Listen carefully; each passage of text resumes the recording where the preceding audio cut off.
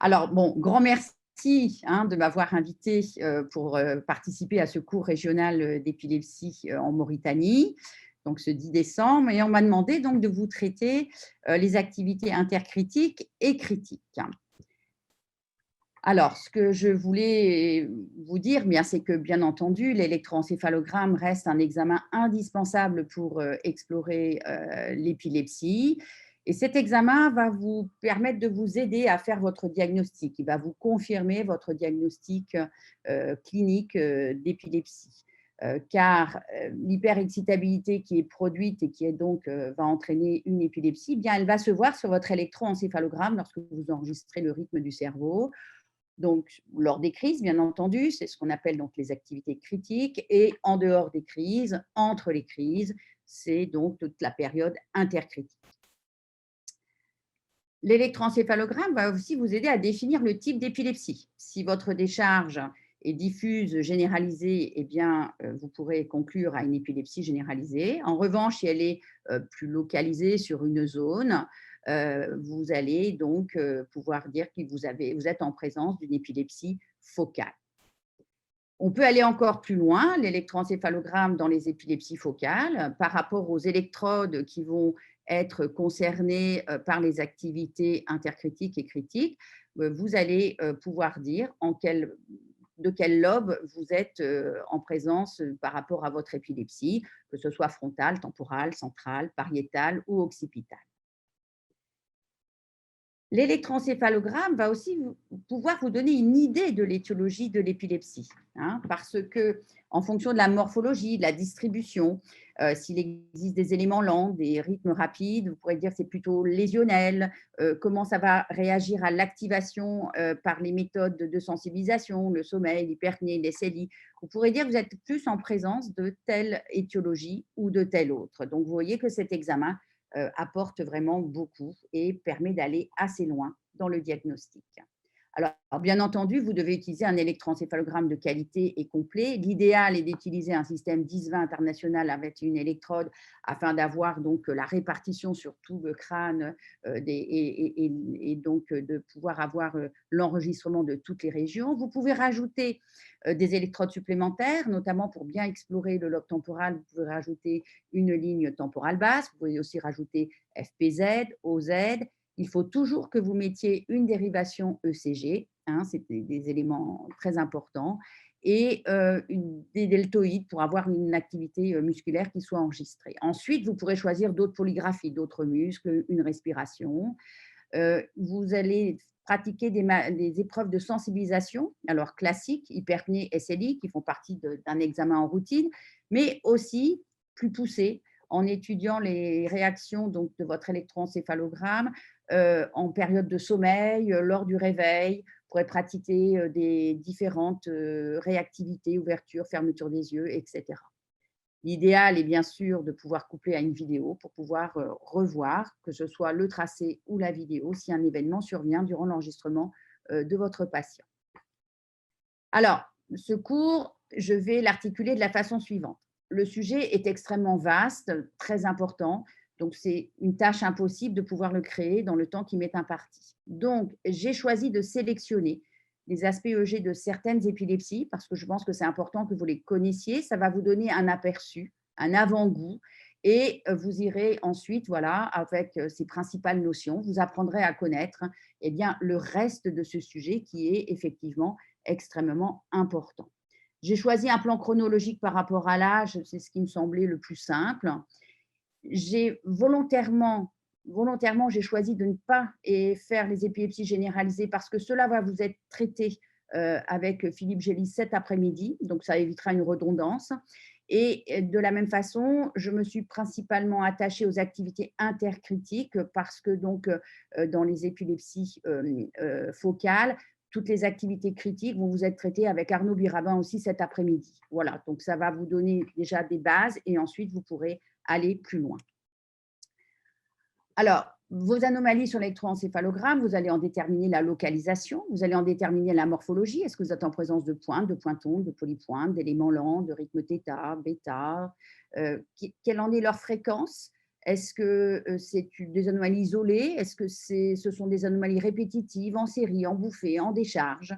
Et puis, comment réagissent-elles aux manœuvres d'activation hyperpnée et CELI, sommeil, réveil, etc. L'activation par le sommeil est extrêmement importante parce qu'on sait que le sommeil va vous permettre vraiment d'activer les anomalies épileptiques. Et lorsque les tracés de veille restent normaux, il faut effectuer un enregistrement au moins de sommeil de sieste pour voir si des anomalies apparaissent. Alors, on peut avoir cette activation globalement dans tous les stades, mais c'est principalement en stade 2 ou lors des changements de stade, hein, les périodes de changement de stade, où vous allez avoir les anomalies qui vont apparaître. Parfois, les anomalies peuvent être trouvées qu'en sommeil lent profond. C'est surtout pour des épilepsies temporales, certaines épilepsies temporales. Donc là, vous serez obligé de faire des tracés plus longs. Le sommeil paradoxal est un sommeil extrêmement intéressant à étudier en épileptologie parce que c'est un tracé très proche de la veille et vous avez vraiment une focalisation très précise des anomalies qui sont présentes et ça vous donne vraiment une focalisation très intéressante. Et puis, vous allez rechercher des éléments que parfois on ne voit qu'en sommeil. Alors, vous pouvez les avoir en veille, mais bien souvent, vous ne allez les visualiser qu'en sommeil. Ils sont en présence de rythmes rapides, donc traducteurs d'anomalies épileptiques.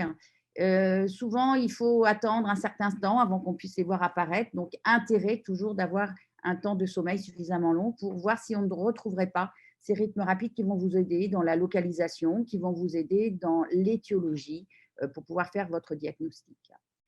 Le sommeil est aussi intéressant pour rechercher s'il n'y a pas des crises infracliniques ou s'il n'y a pas un foyer secondaire de l'épilepsie dans laquelle vous êtes en présence.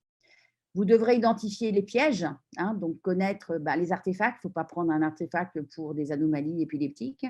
Connaître les réponses physiologiques aussi d'activation. Donc, il y a des réponses particulières à l'hyperpnée, à la SLI. Et en sommeil, vous devrez connaître les éléments physiologiques pour ne pas les interpréter comme des anomalies. Voilà, donc une connaissance quelque part du normal et une connaissance des épreuves, des patterns normaux que vous pouvez voir lors des épreuves d'activation. J'insiste particulièrement sur la labilité d'hyperpnée. Alors, chez l'enfant, ça ne pose pas trop de problèmes, on y pense. Mais sachez que ça existe chez l'adulte, même des fois les adultes vieux. Donc, c'est lorsque les sujets font particulièrement bien leur épreuve d'hyperventilation, eh bien, vous pouvez avoir ces bouffées d'éléments lents, très monomorphes, très amples, à prédominance antérieure qui apparaissent. Et ce ne sont absolument pas des anomalies épileptiques. Vous pouvez réduire l'amplitude pour vérifier qu'il n'y a pas de pointe. Et c'est une réaction physiologique à une hyperventilation qui est bien faite. Donc, savoir y penser chez l'adulte. Trop souvent, ce genre de réponse chez l'adulte peut être interprété comme une absence. Hein. Donc, vous le verrez cet après-midi avec Philippe Gélis qui vous remontrera des exemples. Donc, connaissez cette réaction, on la connaît chez l'enfant, il faut aussi l'appliquer chez l'adulte. Autre piège possible, les rythmes physiologiques inhabituels. Vous allez avoir donc la communication suivante qui va vous traiter de ces éléments qu'il faut connaître. Ils sont inhabituels, mais ils sont totalement physiologiques et il ne faut pas les interpréter comme des éléments pathologiques. Et je vous invite à aller télécharger l'article que nous avons effectué sur le travail de thèse de Greta McCorrig, qui est donc en accès libre, où vous avez donc tout le détail de ces éléments physiologiques inhabituels. Ce qu'il faut aussi savoir, c'est qu'un EEG d'enfant, il est beaucoup plus ample, les rythmes sont plus riches, plus amples, donc ça peut être trompeur. À l'inverse, chez la personne âgée, très peu d'anomalies et tracés peu amples. Donc voilà, deux extrêmes de la vie, tracés totalement différents. Plus la durée de l'épilepsie est longue, plus vous allez avoir potentiellement plus d'anomalies, des anomalies plus fréquentes, et vous allez avoir une bilatéralisation des foyers secondaires. L'électroencéphalogramme participe au diagnostic, mais il doit rester à sa place. Ce qu'il faut que vous sachiez, c'est que parfois, des personnes qui bénéficient d'un EEG, on va trouver des anomalies épileptiques sur leur électroencéphalogramme. Donc, on reste à sa place, on ne fait pas un diagnostic d'épilepsie. Le diagnostic d'épilepsie, il est fait sur la clinique et il faut savoir que ça existe. Donc, voilà, attention quand on interprète un EEG, ne pas conclure à une épilepsie s'il n'y a pas de production clinique. On va par contre en informer la personne et on va donc lui prodiguer des conseils notamment de règles hygiéno-diététiques par rapport au sommeil, et puis d'essayer d'éviter des médicaments qui abaissent le seuil épileptogène et la prévenir qu'elle a des anomalies et que si elle a des examens futurs, cela peut se voir, donc qu'elle soit au courant. L'électroencéphalogramme critique donc, va s'interpréter en intégrant ce que vous avez retrouvé en intercritique. Et finalement, l'intercritique qui vous sert à vous former l'œil sur les anomalies des personnes et pour justement avoir un œil qui est bien formé pour pouvoir vraiment voir le début de la crise. Alors, pour les épilepsies généralisées, il y a des décharges typiques en fonction de la crise observée. Donc, Philippe Gélis vous détaillera tout ça cet après-midi. Pour les épilepsies focales, cela dépend du type d'épilepsie, éventuellement aussi du patient, du type d'anomalie qu'il a. Globalement, vous allez retrouver de façon générale un aplatissement qui s'installe, qui est localisé, la survenue de rythmes θ, delta ou plus rapides qui s'organisent, qui deviennent rythmiques et qui ont une démarche dynamique avec une démarche spatio-temporelle. Et ces petits rythmes rapides qu'on a vus en sommeil, ils peuvent s'organiser pour devenir vraiment rythmiques et être le début de la crise. Et on saura mieux les reconnaître puisqu'on les a déjà appris par la lecture de nos tracés intercritiques. Les terminologies, mais ça, je pense que vous connaissez tous. Donc, la pointe, donc élément qui se détache du rythme de fond. S'il y a une onde derrière, pointe-onde. S'il y a plusieurs pointes plus l'onde, polypointe-onde. Les rythmes rapides, donc rythmes qui se succèdent à la même fréquence, qui peuvent être plus ou moins longs, une demi-seconde, 1 seconde, 2 secondes. Une activité donc rapide recrutante, c'est-à-dire des rythmes rapides qui se succèdent, qui s'organisent. Donc là, par contre, on rentre dans du critique. Et puis, les complexes, donc éléments diphasiques suivant de grandes amplitudes, alors qui peut être un élément critique, un début de crise, mais attention, complexe ne veut pas fatalement dire épileptique. Vous avez des complexes physiologiques. L'exemple type, c'est le complexe K. Hein, donc, voilà, donc c'est une dénomination, une terminologie, mais qui ne veut pas fatalement dire épileptique. Alors, on différencie une activité rythmique, c'est-à-dire qui s'organise, qui a une organisation spatio-temporelle, comparée à une activité périodique, c'est-à-dire avec un complexe qui va se répéter avec une période plus ou moins longue. Donc ici, l'exemple d'onde triphasique qui, donc, vous voyez cette composante de complexe, donc avec 3 éléments, donc complexe triphasique, cette onde d'aspect trapézoïdal, puis l'autre complexe qui survient. Donc, c'est ce qu'on voit dans les encéphalopathies métaboliques. Ce n'est pas quelque chose qui va traduire une activité critique ou des périodes qui sont plus longues entre 2 complexes. Et l'exemple type, c'est ce que l'on voit donc, dans la maladie de Creutzfeldt-Jakob. Donc là encore, voilà, périodique n'est pas assimilé à critique. En revanche, rythmique est assimilé à critique. Alors, on va débuter avec le nourrisson. Donc, je vous ai choisi voilà, le syndrome de West avec les phénomènes de spasme et donc cet jet particulier en intercritique à la veille et à la somnolence.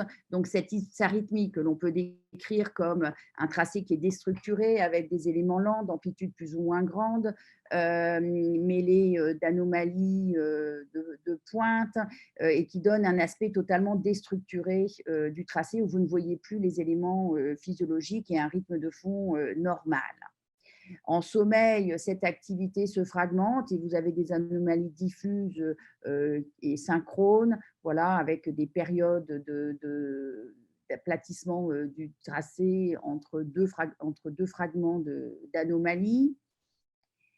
L'hypsarythmie peut être plus ou moins symétrique, hein, ou asymétrique ou latéraliser un hémisphère. Vous pouvez avoir des épisodes d'atténuation d'hypovoltage entre les périodes d'ondes lentes. Vous pouvez avoir une prédominance d'ondes lentes de haut voltage et vous pouvez avoir des anomalies épileptiques qui constituent un foyer au sein de cette hypsarythmie. Et là, vous devez rechercher particulièrement des lésions. Hein, donc, il va falloir explorer. Ce sont des épilepsies qui sont volontiers lésionnelles. Classiquement, les spasmes surviennent en série sur la période du réveil, mais aussi à l'endormissement. On peut en observer en sommeil lent, mais ils n'ont pas ce côté de salve, hein, ils ne surviennent pas de façon itérative. Vous trouvez un spasme, souvent assez léger, qui peut réveiller l'enfant. Vous rechercherez donc une origine lésionnelle si vous trouvez une clinique asymétrique ou si vous avez l'enregistrement de crise focale ou si vous trouvez des anomalies EEG, soit intercritiques ou critiques. 3 présentations possibles des spasmes, donc le classique avec un grand complexe et ensuite une activité qui devient moins ample, voire un aplatissement. Une activité faite de rythme rapide qu'on qualifie de spindle-like, ou alors vous pouvez aussi avoir un tracé avec une désynchronisation. Donc on a une fausse impression que le tracé se normalise et devient mieux, mais non, en fait, il est pire et cela correspond à un spasme. Donc attention quand vous interprétez ces électroencéphalogrammes si vous avez l'impression de normalisation du tracé. Voilà, une série de spasmes typiques chez un enfant sur la période du réveil, donc les spasmes qui surviennent en salve. Voilà, les spasmes sont faits de grands complexes. Regardez le côté typique sur votre électromyogramme, qui est donc légèrement décalé par rapport à l'apparition du complexe. Et vous avez donc cet aspect en triangle, en diamant, par rapport à l'activité musculaire. Et ça, c'est très typique. Donc, quand vous regardez de loin et que vous voyez le muscle, vous voyez bien cette activité en diamant. Donc là, attention, méfiance, ça pourrait être un spasme. Vous regardez votre G et effectivement, vous trouvez le complexe qui vous traduit qu'il y a bien un spasme. Chez cet enfant, il y avait des anomalies épileptiques temporales postérieures. Voilà. Et effectivement, cet enfant avait une épilepsie lésionnelle. Voilà. Autre enfant qui a une série de spasmes avec donc un aspect là de rythme rapide. Voilà, donc première série. Et entre les spasmes, un aplatissement du tracé. Voilà, deuxième spasme ici enregistré, toujours sur cet aspect de spindle-like. Voilà, et là, je vous ai fait donc un grossissement.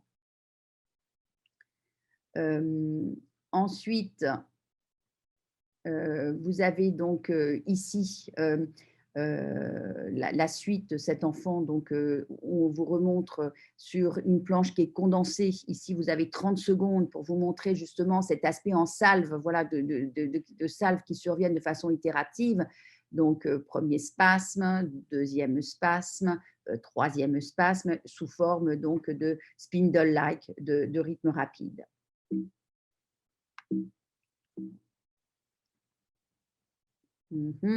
J'ai un souci, voilà, je n'ai pas appuyé assez fort. Voilà, donc garçon de 7 mois, autre enfant, qui n'avait pas, lui, de tracé d'hypsarythmie. Là, en fait, en début de planche, il est en sommeil et puis il a un spasme au moment du sommeil qui va le réveiller. Voilà, donc le tracé s'aplatit et vous voyez apparaître des anomalies épileptiques donc sur la région temporale postérieure droite. Gauche, pardon, excusez-moi. Donc là, c'était une planche de sommeil donc pour vous montrer donc, le spasme qui est léger. Et vous voyez que sur l'hémisphère droit est bien organisé. Il y avait des fuseaux, hein, alors que vous avez une très mauvaise organisation sur l'hémisphère gauche. Et vous retrouvez ces anomalies épileptiques temporales postérieures gauche. Donc, il faut effectivement rechercher une lésion chez cet enfant. Et cet enfant avait, vous le voyez sur l'IRM, une sclérose tubéreuse de Bourneville. Autre enfant qui avait donc des spasmes faits donc de complexes avec période d'aplatissement entre les spasmes qui viennent aussi en série et enregistrement d'une crise focale frontotemporale droite. Donc, voilà, pareil, il y a un enfant qui avait une lésion. Lui, il avait une dysplasie corticale occipitale droite. Ensuite, on passe à l'enfant donc la classique épilepsie à pointe centrotemporale, donc ces enfants qui vont présenter une crise souvent unique, qui réveillent ses parents en pleine nuit parce qu'il a des sensations de picotement dans la bouche, et puis il peut ensuite avoir une crise corporelle, voire une généralisation secondaire. Et lorsque vous faites l'électroencéphalogramme, vous allez trouver beaucoup d'anomalies, donc des anomalies qui sont à la fois centrales et temporales, qui peuvent être droites, qui peuvent être gauches. Donc là, ici, sur la région temporale gauche, centrale gauche, on en retrouve à droite. Donc ici, c'est asynchrone. Et la morphologie est particulière de ces pointes. Elles sont diphasiques, souvent de grande amplitude, et elles ont tendance à se répéter en petits trains, comme vous voyez ici.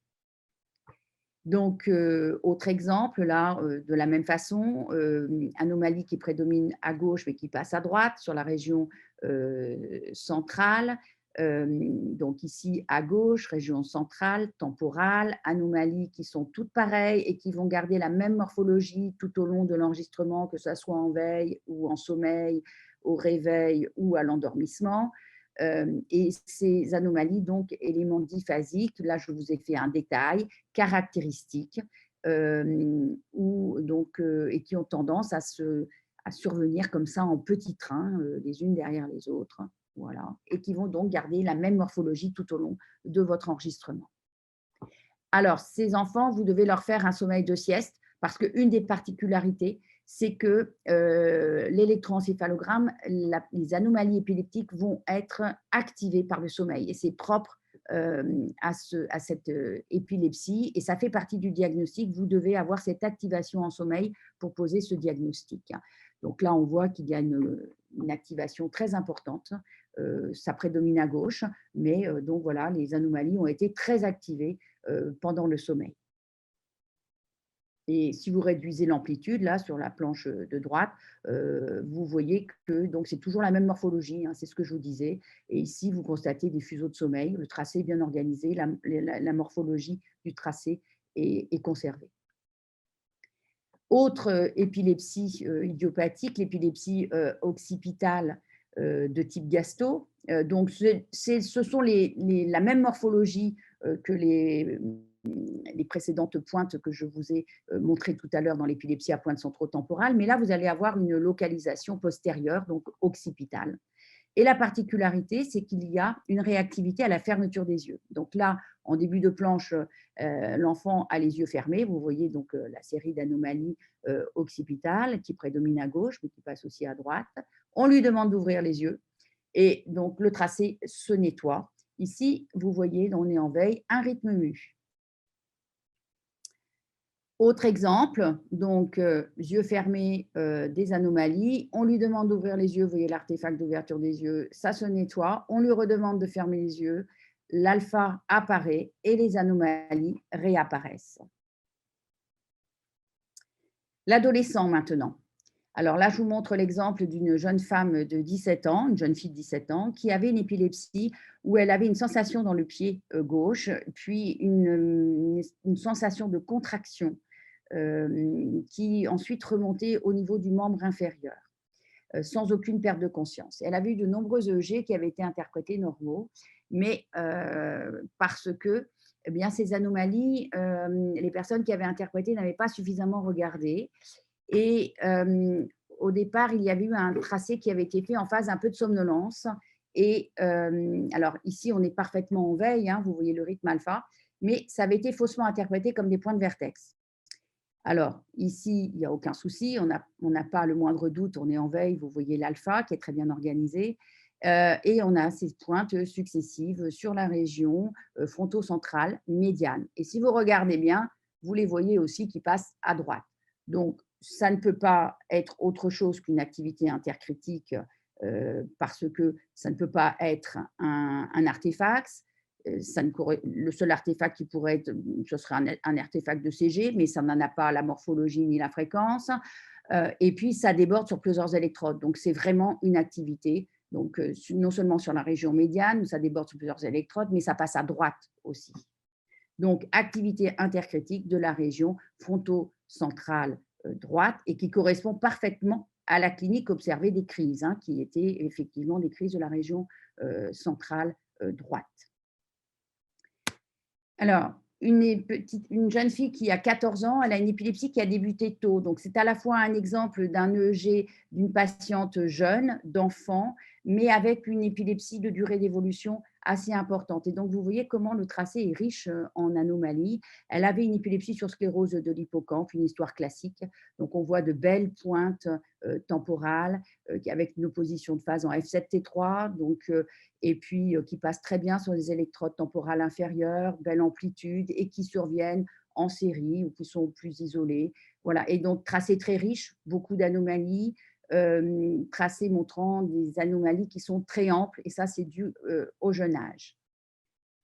À l'opposé, alors je ne savais pas où mettre cette diapo, donc je vous l'ai mis juste après, comme ça vous voyez bien la différence. À l'opposé, ici, c'est l'EEG d'un patient de 76 ans qui a une épilepsie temporale avec beaucoup de crises. Il peut faire plusieurs crises par semaine, voire plusieurs crises par jour. Il a une épilepsie qui est très active. Et on a beau lui faire des EEG, on ne retrouve rien. Donc, on finit par lui faire un enregistrement de sommeil complet et on trouve une seule pointe sur le monitoring. La voici. Donc, elle est, vous voyez, très petite, hein, et le tracé est très pauvre en anomalies intercritiques, malgré le fait que l'épilepsie soit très active. Donc, chez les personnes âgées, l'électroencéphalogramme, comme la clinique, peut être très, très, très pauvre. Alors ici, j'empiète donc sur le sujet de Philippe Gélis, donc épilepsie myoclonique juvénile avec une décharge typique généralisée de pointe onde à 3 cycles par seconde avec une petite ébauche de polypointe. Donc ça ne fait aucun doute, ça c'est typique, vous signez tout de suite, épilepsie généralisée idiopathique de type épilepsie myoclonique juvénile, ça correspond à ce que présente la patiente. Ici, c'est un tracé de sommeil, vous voyez les fuseaux. Et je vous ai mis cette planche pour que vous sachiez que parfois, chez certains patients, on peut avoir des anomalies focales. Donc, ici, vous voyez des anomalies gauches. Et ici, en début de planche, des anomalies droites, donc qui peuvent être asynchrones. Donc, sachez-le, on peut visualiser des anomalies focales dans une épilepsie généralisée. Bien entendu, elle reste rare. Et puis, vous avez surtout la décharge typique qui vous permet le diagnostic. Alors, chez l'adulte, donc là, voici le cas d'une patiente qui avait une sclérose de l'hippocampe. Vous voyez la différence du tracé par rapport à la jeune fille de 14 ans. C'est beaucoup moins ample, hein, c'est moins riche. Et par contre, les anomalies, elles ont la même morphologie, hein, donc pointe onde, qui viennent comme ça en petite série sur la région temporale, bien visible sur la région temporale inférieure et la région temporale gauche, avec une annulation de phase sur F7. Donc voilà, épilepsie temporale antéro-interne chez une patiente qui a une sclérose de l'hippocampe, donc tracé là complètement typique.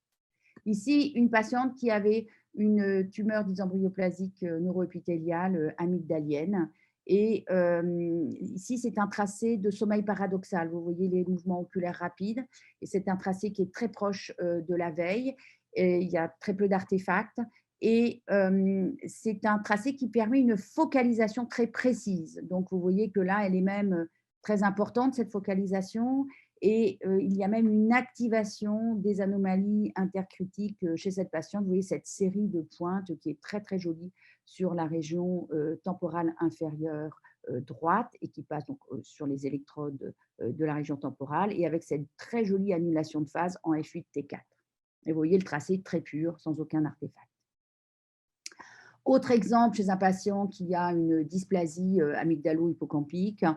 Donc là, c'était pour vous montrer que les anomalies, elles peuvent être mêlées d'éléments lents. Donc, quand vous voyez ça, donc en plus des anomalies, des pointes, vous avez des éléments lents qui se mêlent. Attention, ça peut être une lésion. Donc, sachez rechercher la lésion. Et c'était le cas donc chez lui. C'est toujours le même patient. Voilà, ça se manifeste maintenant sous forme de bouffée avec donc ces éléments lents qui se mêlent aux pointes. Et il avait des éléments rapides, polypointes, voire rythme rapide dans son sommeil. Donc voilà, donc caractère, élément lent, élément rapide, rythme rapide, polypointe. Ça, il faut rechercher une lésion.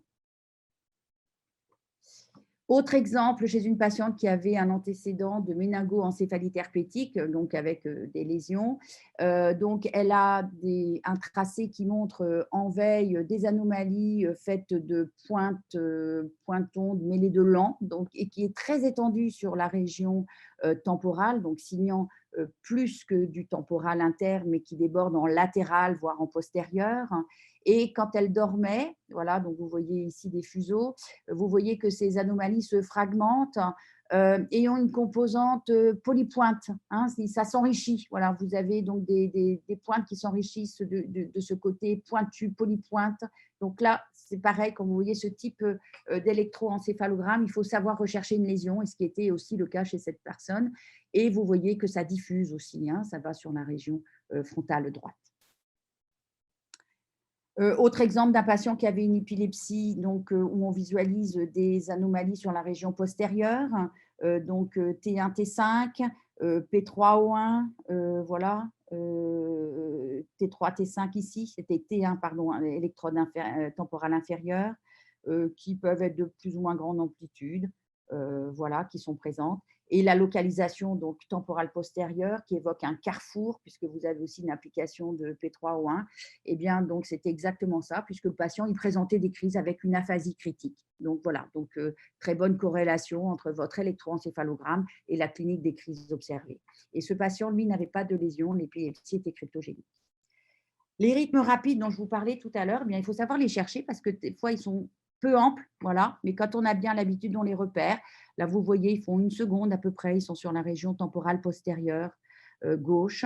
Ils peuvent parfois être un peu plus longs. Là, on a la chance, on les voit, ils font presque 3 secondes, hein, chez ce patient. Et ça nous a amené, donc on les voyait après en veille, en sommeil toujours, et on les avait vus aussi en veille, mais de façon très, très fugace.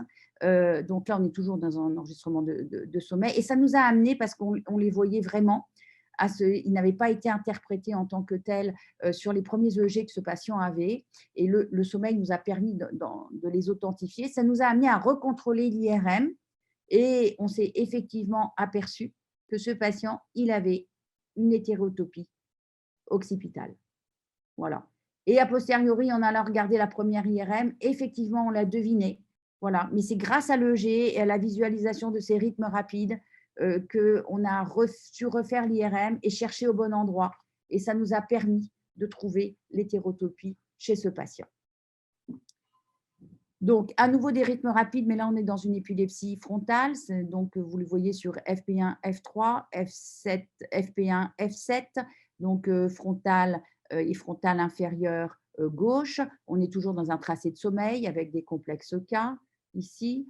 Et ici, on vous a fait un montage en référence moyenne et vous voyez bien que c'est F3, F7, donc frontale inférieure. Et ça correspondait à une dysplasie. Voilà, donc rythme rapide évocateur d'anomalie, particulièrement de dysplasie, et on avait bien cette dysplasie frontale gauche chez ce patient. Alors, je vous ai dit tout à l'heure que donc on peut, ça nous forme l'œil, et effectivement, chez ce patient, ça a été très intéressant parce que vous le verrez cet après-midi avec Arnaud Birabin, sur les épilepsies frontales, ça bouge beaucoup, il y a des phénomènes hypertoniques, donc bien souvent, on ne voit que des artefacts musculaires sur l'électroencéphalogramme pour l'enregistrement critique, donc on ne peut pas discerner d'où part la crise, on est gêné par rapport à ces artefacts dans la plupart des cas, et c'est d'ailleurs l'intercritique, l'étude de l'intercritique qui souvent va donner beaucoup plus de données et va vous aider à localiser votre épilepsie. Et chez ce patient, vous aviez votre œil fermé, vous connaissiez ces anomalies intercritiques, vous aviez vu les petits rythmes rapides, eh bien, ils sont là. Et là, du coup, vous les voyez tout de suite. Donc, c'est bien, ça part bien de la région frontale inférieure avec les rythmes rapides. Et puis après, donc, ça s'organise en crise et on est gêné dans la lecture par rapport aux artefacts musculaires. Autre exemple pour vous montrer l'intérêt de faire un électroencéphalogramme complet et puis de surtout mettre des électrodes là où on s'attend à avoir des activités parce que sinon, bien, si la décharge reste trop localisée et ne diffusera pas, on ne va pas pouvoir authentifier les éléments intercritiques et critiques.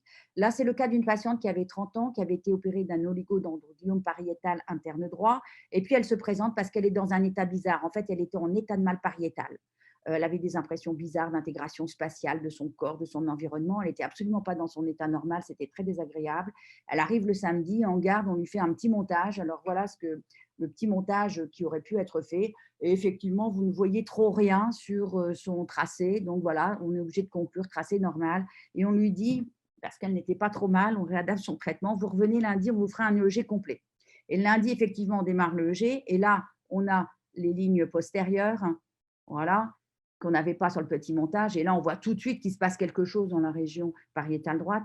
Et sur la région médiane, là, il n'y a aucun doute, on ne peut pas manquer cette crise. On voit très, très bien l'organisation avec voilà, un aplatissement, un rythme rapide qui monte, qui s'organise, une organisation spatio-temporelle dans la région pariétale médiane et droite, qui correspondait à sa zone épileptogène. Donc là, on peut faire le diagnostic. Il aurait été présent aussi le samedi, mais on n'a pu le mettre en évidence que le lundi. Donc, intérêt de faire un montage complet 10-20 avec l'ensemble des électrodes pour pouvoir objectiver les anomalies là où elles sont. Je terminerai avec une notion par rapport au rythme et l'activité rythmique qui signifie critique, crise. Donc, je vous montre un exemple d'un état de malabsence où vous avez aussi un état fluctuant de la personne en clinique. Il a une espèce de syndrome confusionnel qui va, qui vient, qui est plus ou moins intense. Donc, il y a une variation temporelle aussi de la clinique ainsi que de son EEG, où vous voyez donc un EEG fait de décharge pointon à prédominance antérieure qui est très riche.